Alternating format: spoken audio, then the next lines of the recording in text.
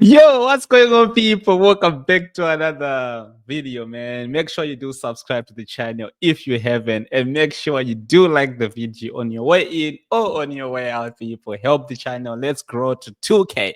Now, people, I just gotta have some few people that I want to call out today. You know me when it comes to the English media, man. I call them every single time because I always think that they're just there to talk rubbish, man. That's like English media is like the west media in this world of sports. Like they talk rubbish. And you know the two guys I'm always calling out, Jamie Carragher and Gary Neville. Now, Chelsea win against Tottenham yesterday 4-3. I mean, what a game, what a game.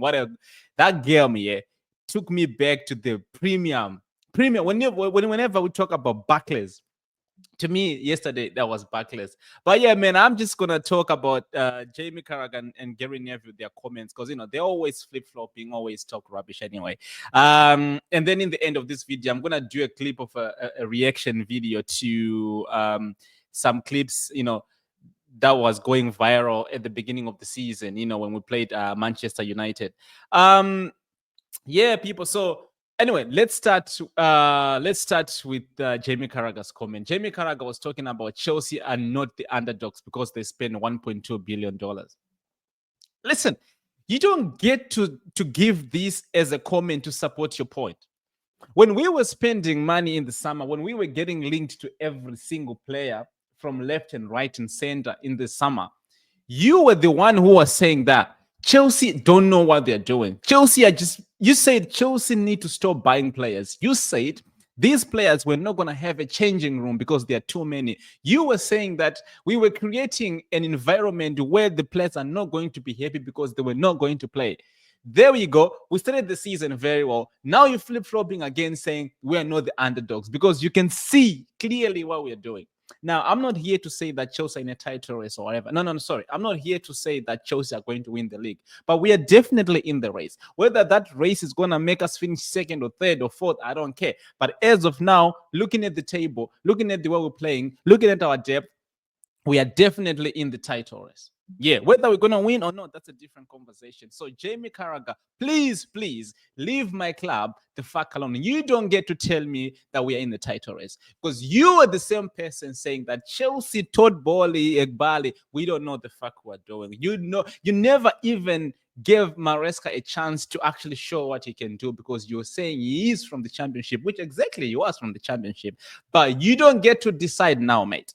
You don't get to decide where Chelsea are going because you don't get to tell us. If every Chelsea fan is saying we are not in the title race, just take it as it is, mate. You don't get to say you are in the title race. We are definitely the underdogs for many reasons, which I'm not even going to go into. So please do not talk about my club no more. Now, the other person I want to call out is Gary Neville. Gary Neville says Chelsea might not win the league, but he keeps changing his prediction on Chelsea because in the first place he was on the same level with Jamie Carragher. You know, them two always talks rubbish anyway. Now he said he put us on the 8th at the beginning of the season. Now he moved out now he's putting us on the 4th. And next week or 2 weeks later, he's gonna put us on the 2nd until he's putting us at the title contender. You don't get to change. You don't get to change your energy. Keep that same energy, my guy. You don't get to decide where you want to put Chelsea. No. Anyone who's talking about Chelsea need to win the league or Chelsea contending for the title, you don't get to say that. You don't get to say that. Now, let me finish off by calling out some couple of names on DR Sports channel. I'm going to call AGT. I'm going to call Don Robbie. And I'm going to call Abby Summers.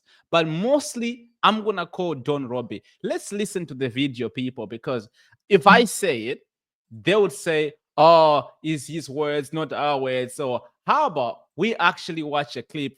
By the way, I am going to put this clip. I am going to make it a little bit like I'm going to fast forward the speed just because of copyright and that. But you definitely hear what the guys were saying. So let's see. I think this is the first one. Let's see. All right, people, listen. That club in my opinion, it's just getting ripped out in front of them. It's a beautiful thing to see. It is, but I'm also at the point where I feel sorry for the real football. All the little Klingons I'm not asked about, but the actual real fans. No. They're watching their club being destroyed from board level down. I don't feel sorry for them. I'm really enjoying it. Why'd you give it a free ball for this? Absolutely loving it. Thank you for the assist. You don't agree much. I was just trying to look out for my boy. Let me just say this: there is nothing in this world that makes every other rival fan but seeing Chelsea being in the news, being in the media, and everybody else wants to give their opinion. Even then, some people don't even understand what Chelsea are trying to do. Right now, you hear a lot of people saying that Chelsea have got 2 benches, they can play this team, they can play that team. But when we were buying players, what were you talking about? And fans like Tottenham fans, now they're crying over injuries. Now, I'm not saying Chelsea, we don't have our own injuries or we're not going to get more injuries. I'm not saying that. But at least if we get 1 or 2 more injuries in the coming week or so, at least we have depth. We have people we can put in position. Now, Tottenham guys, we're calling out, why didn't they buy players in the summer? But when other people like Chelsea are doing it, it's a problem. But when their club is not doing it, then it's a problem. So, make it make sense. Let's go with the Chelsea is just a work of art. Like it's being teared down from the inside, and it's gorgeous. Last week I was thinking, no, Chelsea can have a good season. They're going to be a lot better than they were last year. I still think they will be better than last year, but it's a very worrying situation where I see there yesterday. Number one, they didn't play well as far as I was concerned. But the team was playing at home, first game of the season. Everybody has first games of the season. Ipswich, I saw their game against Liverpool. Place was buzzing, right? I'm looking at the place looked flat. The fans look worried, right? I heard they were singing Conor Gallagher's name, right? They're bringing on Dewsbury Hall. He's not better than Conor Gallagher, but they're trying to sell Gallagher. That doesn't make sense to me. It's an absolute mess at Chelsea. Let me correct 2 things that he said right there. Yes, of course, the fans might have been calling out Gallagher's name, but who cares anyway? Where are those fans anymore? Where are those Gallagher chants anymore? Where are they? Obviously, the football fans were a bit emotional with the Conor Gallagher thing. Yes, of course, some of us might not agree with the way they dealt with the situation by obviously banishing him from first team training, blah, blah, blah, go to Atletico Madrid. For me, I've always said that the way they dealt with it, obviously it had to be done, right? And from Chelsea's point of view, if they didn't do it that way, it was never going to be done. So whenever you're doing say business, or you gotta do what you gotta do. But obviously, from a football fan perspective, right? Obviously, we loved Conor Gallagher. He's from our academy. He's our boy since the beginning of his football career. So yes, of course, I would have loved for them to have given him a bit of a respect for and give him like a smooth transition. Now I can agree to that. The way they did was not good. Now, him saying that the place was flat, maybe first game of the season, we had a shitty preseason. Remember, we're losing every game. Now, I can also agree to that. But the other thing that he said we didn't play well. No, mate. That Manchester City game, we played better than Manchester City. Now, it's hard to say that when you didn't take 3 points. But I can promise you, if you know football, if you watch that football, if you ask each and every person who knows and understands how the game works, we played better than City on that day. The only difference that we had was we didn't have the guy who could took our chances as much as they did in Haaland, who scored the goal, and Kovacic, of course. But yeah, don't say we didn't play well, mate. You had an agenda at the beginning of the season. Now, if you go to Don Robbie Sports, he's the one guy that's pushing this agenda of saying Chelsea title race. No. You don't get to decide. Stay there, mate. Stay there. This didn't actually edge well by. From what I can see at the moment, 58 million for Lavia, 105 million for Enzo, and 115 million, right, for Caicedo, right? Okay. And then the guy that you sold, for like what, 20 million? Rocks up. Let's go back. 150 million for what? For Moses Caicedo, who's the best or arguably one of the best DM in the league right now, alongside Gravenberch. Moses fucking Caicedo. So what the fuck you talking about? What the fuck you talking about? Romeo Lavia.